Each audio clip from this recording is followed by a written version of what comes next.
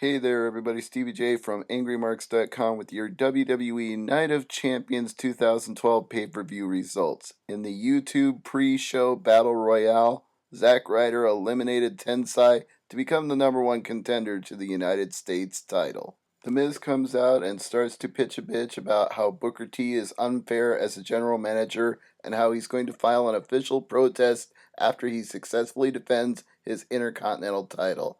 And as it turns out, that's exactly what he did, though not as he planned.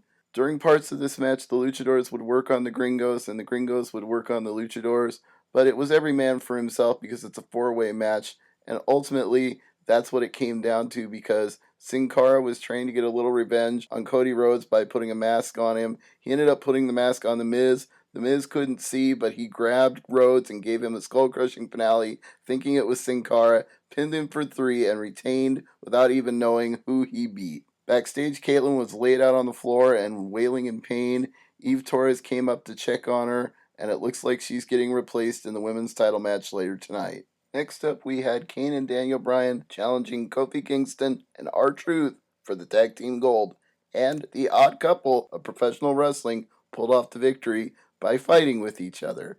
That's actually how they won the gold. They fought so much, they fought their way to victory. Each time one guy accidentally screwed up a move, they'd get into a shoving match, slap each other around, and ultimately, when Bryan had finally had enough of it at the end of the match, he kicked Kane in the head, then threw his stunned, prone body off the top rope onto Kofi Kingston, and the ref counted 1, 2, 3 for the pin, making them the tag champions. Afterwards, they took turns screaming at each other, "I am the tag team champions!" until finally Kane ended the argument by hitting his pyro and leaving the ring. Next up was Zack Ryder and Antonio Cesaro in a U.S. title match. Cesaro came out and said this match was unfair in 5 different languages, with Oksana helping him out and holding the mic for him. Then the match happened, and it was actually quite competitive. Cesaro would dominate for short periods of time, and then Ryder would make a heroic comeback, and the crowd in Boston would chant, "Let's go Ryder, woo woo woo."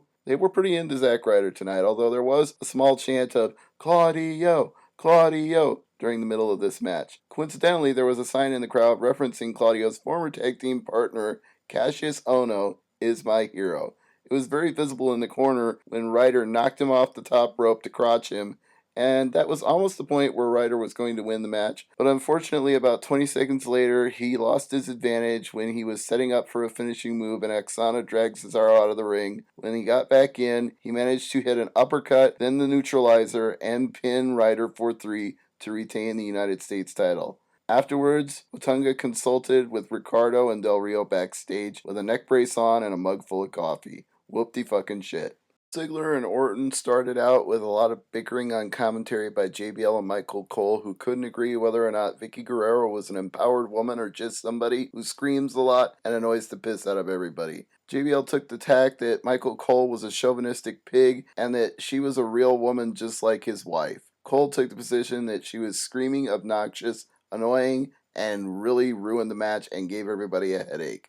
And listening to them argue about it gave me a headache and took away from the focus of the match. Dolph Ziggler and Randy Orton were doing their very best to get this match over, and the crowd was into it, chanting for both of them throughout. Here's how it came down on the finish. Dolph Ziggler countered Orton into a DDT for a near fall and then went top rope. Orton recovered and crotched him as Vicky Guerrero looked on in horror. Orton pummeled him with punches, climbed to the second rope for a superplex. Ziggler tried to get out of it by going up one rope, but Orton goes up with him, then completes it, covers for a near fall. Ziggler recovers and we get them trading boo, yay, punches, and Orton gets the better of it. Ziggler went for a zigzag. Randy kicked out at 2.9. Vicky screamed at the ref that it was 3, and he tells her to knock it off, so I guess the ref agrees with Michael Cole. Ziggler tries to jump Orton. Orton tries a draping DDT, and both moves are countered. They wind up outside, where Orton throws Ziggler hard into the barricade and then gives him a draping DDT off of it, throwing Ziggler back in for a very close near fall. Orton teases the RKO. Ziggler tries to counter it into a roll-up with a handful of the tights. Orton gets out of it. Ziggler goes for a sleeper hold. Orton gets out of that and hits the RKO out of nowhere for the 3 count and the win. Next up was a bad match I honestly really didn't give that much of a fuck about. Eve Torres replaced Kaitlyn in a Divas title match, or as I like to call it, the Butterfly Belt. Eve ducked a crossbody from Layla, took control, hit a spinning neckbreaker to the mat, and became the Divas champion for the third time. Congratulations to Eve Torres. Afterwards, we got a Susan G. Komen for the Cure segment about breast cancer research with breast cancer survivors in the crowd. Next up was Sheamus versus Alberto Del Rio in the latest of their long series of matches for the World Heavyweight title. The story going into this match was that Booker T reinstated the Brogue Kick and this decision was final and his administration was going to move on. Sheamus went for it right away at the beginning of the match. Otunga aided on the apron as Del Rio ducked, but later Del Rio got the advantage by throwing Sheamus into the Spanish announce table to injure his left shoulder and arm. The finish of the match went like this. Sheamus missed with an attempt at the Brogue Kick. Del Rio missed with an arm breaker. Sheamus tried to go for the Texas Cloverleaf. Del Rio fought it off and got away. Sheamus charged, but Del Rio moved out of the way and trapped Sheamus' arms in the ropes, then kicked him in the shoulder a ton of times as Nate strongly warned him that he'd be disqualified if he doesn't back off. That's about as strenuous as I've seen Little Nate get. Sheamus goes for double knees to the arm and applies the cross arm breaker. Sheamus flails around furiously. Nate checks to see if he'll tap, but Sheamus rolls him onto his back and power bombs him to get out. That never works in MMA, and furthermore, why didn't he just go for the pinfall when he had his shoulders to the mat? That would have worked too. Nate starts a 10 count. They get up at 7. Sheamus pounds his chest and signals for the Brogue Kick, but he misses again. Del Rio goes for the arm breaker again. Sheamus gets his feet under the ropes to force the ref to break it up. Del Rio goes after him again, and Sheamus finally hits the Brogue Kick and gets the 3 count to retain his title.